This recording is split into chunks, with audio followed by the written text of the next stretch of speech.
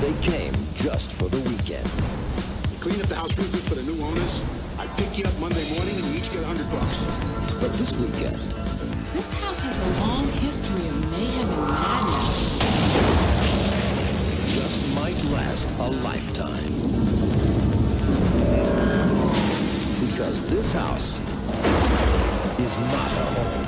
Delivery. Sure. And the place is really coming to life. Something funny's going on there. He's got a taste for the good life. Remember the drawing of the beast? It's gone. And he's on a quest for flesh. There's no telling who will drop in. This place is so spooky. Or who will drop dead.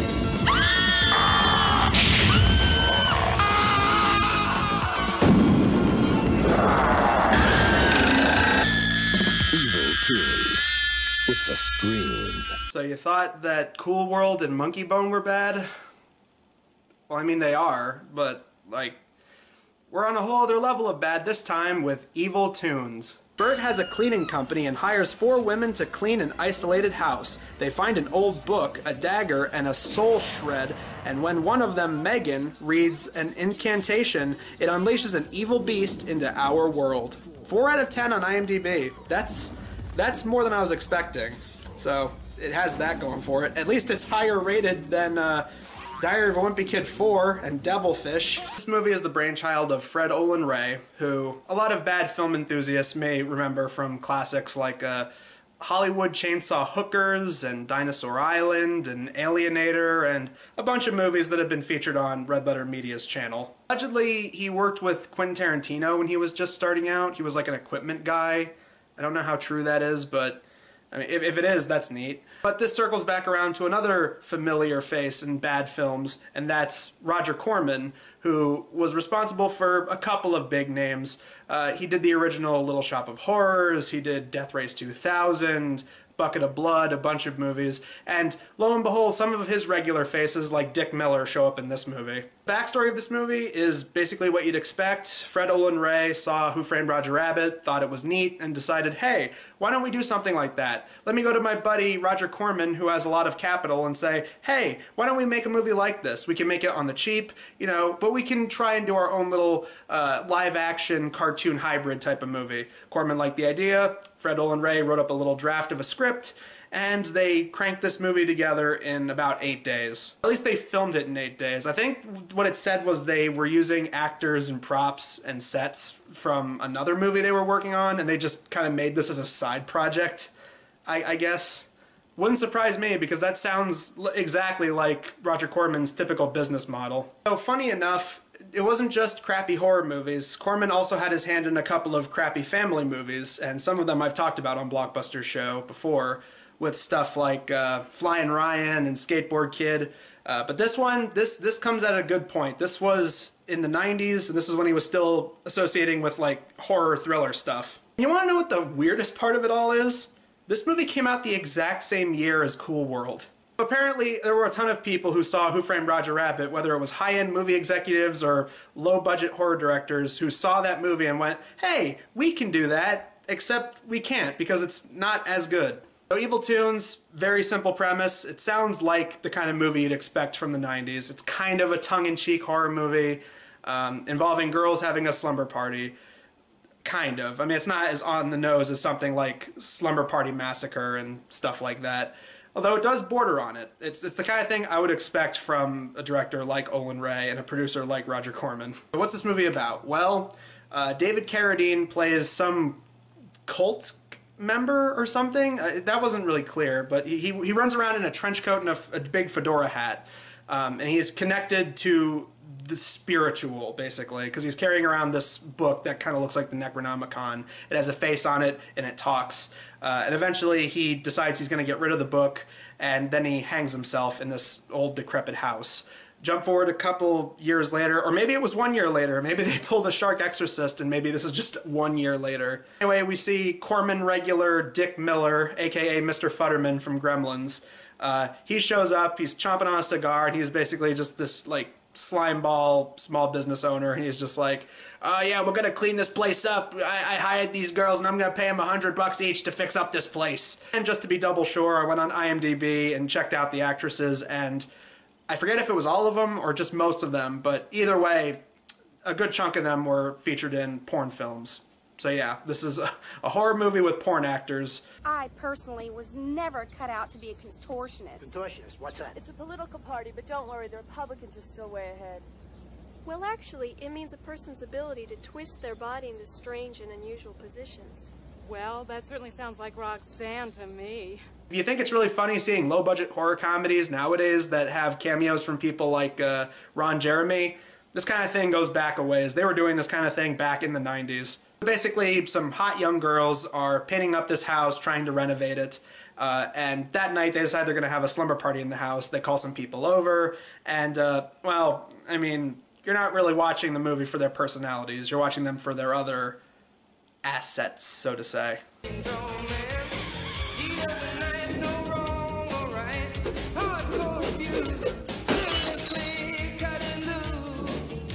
Got two blondes, one dark-haired one, and the token nerdy girl, who they try to say isn't attractive, but she clearly is. It's that old low-budget movie method of put some glasses on her, slick her hair back, and put her hair in a ponytail, and that way she's the nerdy one, even though she looks just as good as the other ones do, so not buying that. Well, if you hear a scream in the middle of the night, it'll probably be Roxanne losing her virginity for the 5th time.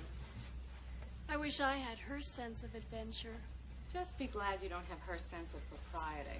But it must be so exciting to trice with so many strong, muscular men. Trice. Listen, Meg, next time you want to know what it's like, just do that little dance Roxanne shows you. I'm sure that'll at least cover the foreplay. They're in the house, they find the demon book, and it's nowhere near as impressive as the Necronomicon. Remember, in times of trouble, let your conscience be your guide. It definitely shows with the budget. They open it up and it looks like everything in it was drawn in like pencil and pen. Like, you know, the Necronomicon stuff was made with paint and blood. This, no. You're just expecting a little like Metallica or Led Zeppelin like emblems written on some of the bottoms of these pages. Well, it's kind of rough, but I'll give it a try. Demons of the mind, hear this summons, give of our energy to that of the unliving, for that which lives not may never die. Anyway, yeah, they flip through the book, they land on this one that looks like a hellhound, I guess. It looks kind of like a werewolf thing, like some knockoff Tasmanian devil looking thing. And one of them ends up reading an incantation, and lo and behold, it comes to life.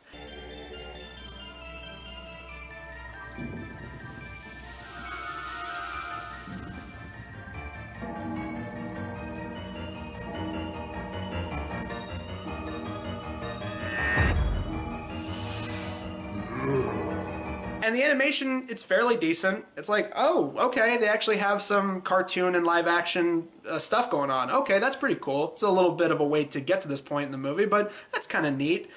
But the problem with that is the cartoon is only in the real world for like 2 or 3 minutes. Like, that was all they could afford to do. I also don't get why this movie is called Evil Toons, like plural. I don't know why they did that, because there's only one of them. Again, that's all the budget could afford. They could only afford this one knockoff Taz character, you know, sneaking around and lusting after this one girl as she does like this striptease type dance, and he's doing like the Tex Avery exaggerated wolf whistles type of things as he watches her. Remember when they did that kind of thing just a couple years later in the movie The Mask with Jim Carrey? You want to know what the difference between that movie and this movie is? It's that that movie was good.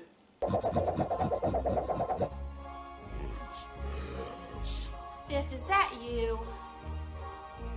Come on out. I recognize your voice. So after lusting after her for a little bit, he eventually jumps on her and he possesses her body, and that's the end of the animation. It's done from that point forward. It really is just like, oh man, all right, well, now the girl's possessed, and, like, it's weird. They flip-flop back and forth as to, like, sometimes she has the demon's, like, deep, growly voice, and then other times she has a regular voice. I would say it's inconsistent, but looking at the type of movie that this is, consistency wasn't really their MO. We're just trying to stay on schedule and get all the major cinematography done in those 8 days. Once the girl is possessed by the cartoon demon, she starts killing some characters off. The girls are running around throughout the house. They're trying to figure out ways to stop it. You have kind of cartoon gags, like they do that Casper bit where like they scream and their hair flies up. There's one part where they're running away from the demon and the nerdy girl takes a tumble down the stairs, and maybe it's just because it's such a common joke. I was joking about it with some people at work a while ago, but it just made me think of that "help, I've fallen and I can't get up" commercial.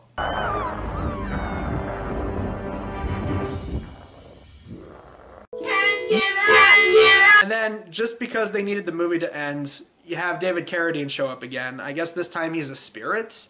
He's back from the dead, I guess. I don't know. But he shows up and he decides he's going to take care of the book for good, and he burns it. Why he didn't just burn it before, I don't know, but whatever. And also, while the book is burning, it's leaking some kind of milky fluid, which that definitely doesn't help the tone that this movie was going for. Oh man, why'd you have to do that? On top of all of that, now that they've defeated the demon when they burned the book, David Carradine passes on to the other side, and all the people who were killed in the movie come back to life. It's a Halloween miracle. My God, what angle? You're telling me? What happened? I don't know, but you guys have some explaining to do. So, I mean, I really feel like there should be more to talk about with this movie, but I don't know. It's kind of the same problem as Skateboard Kid, except whereas that was an example of a bad Corman-produced family movie, this movie, on the other hand, is kind of the horror film equivalent of that, in that they had an interesting idea, but the interesting idea takes a back seat to the budgetary limitations. Like, in Skateboard Kid, the whole idea of, oh, kid with a talking skateboard for a friend, that kind of takes a back seat to them trying to find a deed and make sure that a marriage didn't go through and help some girl who had a disease and all that kind of thing. Like, all the cool skateboard stuff felt like it was secondary in the movie marketed about the kid befriending a magical talking skateboard voiced by Dom DeLuise. And in the same vein, that's what this kind of feels like. It just kind of feels like a run-of-the-mill horror comedy. You know, so, yeah, some people die off, but most of it isn't even done by a cartoon. I mean, yeah, it's done by a girl who's possessed by a cartoon, but, you know, like, even Cool World had more of that, and that's probably not a fair comparison because Cool World had a little bit more money to work with, but it's just kind of sad. It's like, oh man, if they had more money to work with, I'd be a little bit more interested in how the movie would have turned out.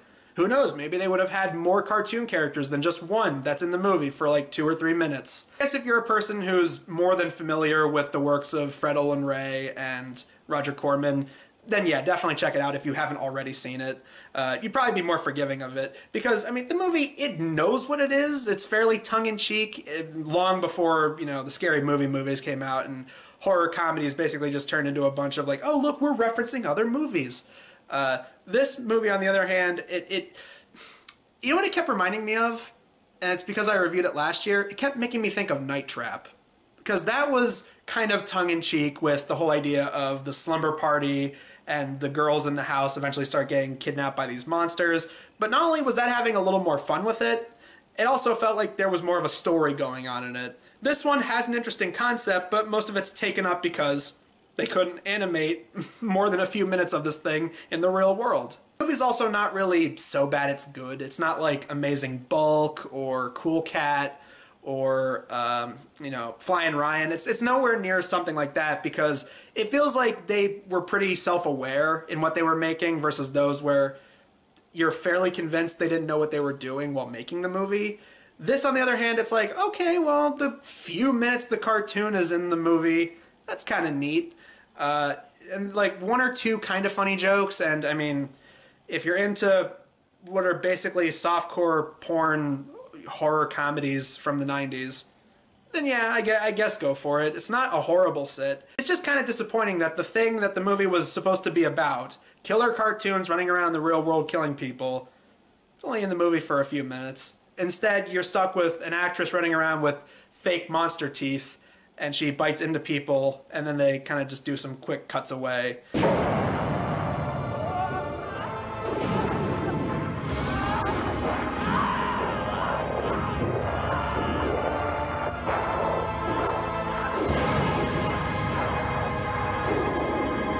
It's nowhere near as fun as something like Night Trap, but it's also nowhere near as insufferable as Shark Exorcist. So in terms of movies that I've reviewed on Blockbuster Show for the Halloween season, it's just okay. That's the best way to put it. It's just okay. It's still a lot better than Terror Toons.